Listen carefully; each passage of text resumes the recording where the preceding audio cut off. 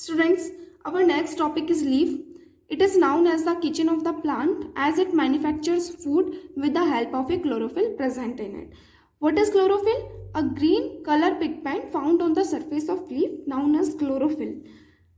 And this is the structure of leaf that you are seeing here.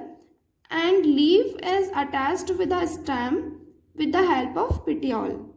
And petiole is also known as leaf stalk. And the basal part, such as this is petiole, and the basal part of petiole known as leaf base. And leaf is attached with a stem at a node region. So this is node where leaf is attached in the stem. And these are the axillary buds through which new branches arises. This petiole continuously outgrowth in the center of the leaf and form a thick line that we call midrib. And this midrib on either side of leaf branches out as a veins. So these are the veins that are formed from the by the branching of this midrib. So these are the veins, and veins form a network, and veins transport water, minerals in the plant and food also. So this is a structure of leaf. Next topic is venation. You know that what are veins? The arrangement of veins on a leaf blade. Or what is leaf blade? The green and flat part of the leaf. So all this part of leaf that is flat or green called as lamina and leaf blade. So the arrangement of veins on leaf blade or lamina is called venation, or it is of two types. First is reticulate venation, such as when the veins form a net-like pattern. Here this midrib branches out on the either side of leaf as a veins and form a network of veins. So this pattern we call reticulate venation. When the veins form a net-like pattern on the lamina of a leaf, the venation is called reticulate venation. And example, people and China rose. So this is reticulate venation. Students, next is parallel venation, and here all veins are parallel to each other. You are seeing here that all veins are parallel to each other. So such type of venation we call parallel venation. When the veins run parallel to the midrib or parallel to each other, the venation is known as parallel venation. Here all veins are parallel to the midrib or parallel to each other. And example of parallel venation, bamboo and banana. Next is function of a leaf. What is the function of leaf? The main function of leaf is to manufacture the food. So this is a plant, and for manufacturing food, what is required by the plant? Sunlight that is trapped by the chlorophyll present in the leaf, and carbon dioxide is required. So in the process of photosynthesis, plant receives sunlight, carbon dioxide and water and minerals from the soil regions and form their food. And with along with food, they also release oxygen in environment. So manufacture of food, the process by which plant make their food in leaf region with the help of, so food is manufactured in the leaf region with the help of sunlight. Sunlight is trapped, chlorophyll present in the leaf. By the chlorophyll present in the leaf, this light is trapped. So food is formed with the help of sunlight, carbon dioxide that is present in surroundings, and water in the presence of chlorophyll. And with the help of these materials, plant prepare their food. That process we call photosynthesis. And this is the function of a leaf. Students, next is exchange of gases.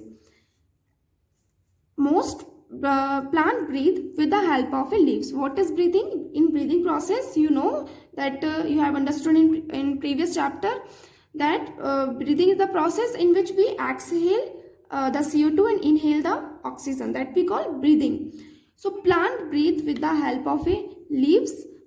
Leaves have numerous tiny openings called stomata under their surface. So leaf have numerous tiny openings called stomata under their surface, and through which plants breathe.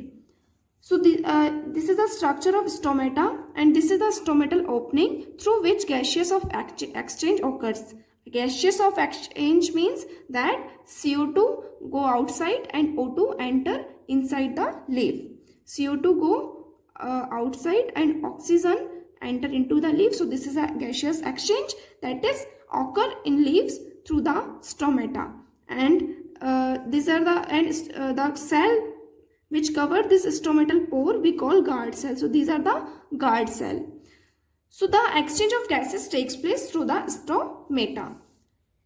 The small openings called lenticels present on old stem also help in gaseous exchange. On old stem there are small openings present on old stem that we call lenticels, also help in gaseous exchange. Students, next is transpiration. The loss of water through the stomata is called transpiration. Small tiny openings found on the lower surface of leaf called stomata through which water is lost. Transpiration helps the plant in following ways. First is helps in cooling the plant body. Whenever a substance or thing is evaporated out, such as water is lost from the reason of leaf in the water vapor. So when water is evaporated out from the region of leaf, it makes the plant cool, and it makes the leaf region to be cool. So this helps in cooling the plant body.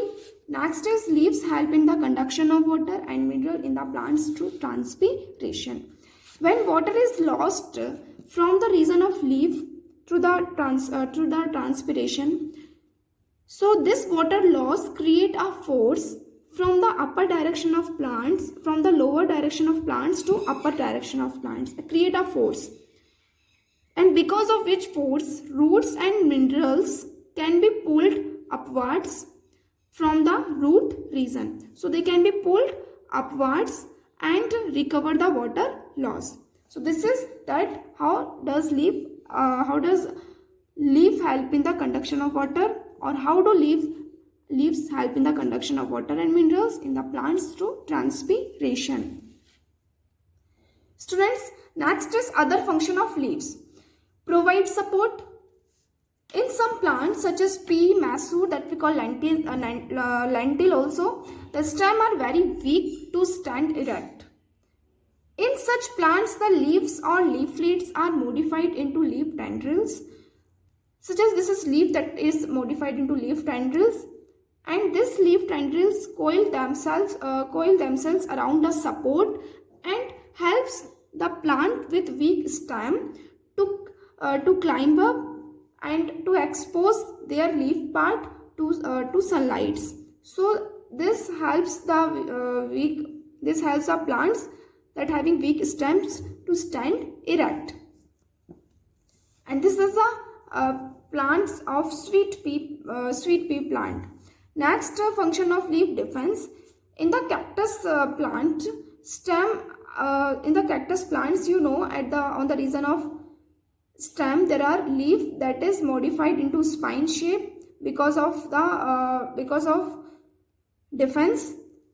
In some such as leaf is modified into spines for defense in the cactus plant. Next is storage of food. Leaf is also utilized in the storage of food, and this is the other function of leaf. Next is reproduction. Reproduction means to give birth young ones of their own kind. So this is a bryophyllum leaf, the leaf of bryophyllum plant, in which birds are attached. So here are birds are attached. Birds are capable to give a new parts of plants, you know. So here birds are attached to the region of bryophyllum leaves, and when these birds are separated out from this leaf part, these birds can grow into a new bryophyllum plant. New bryophyllum plant.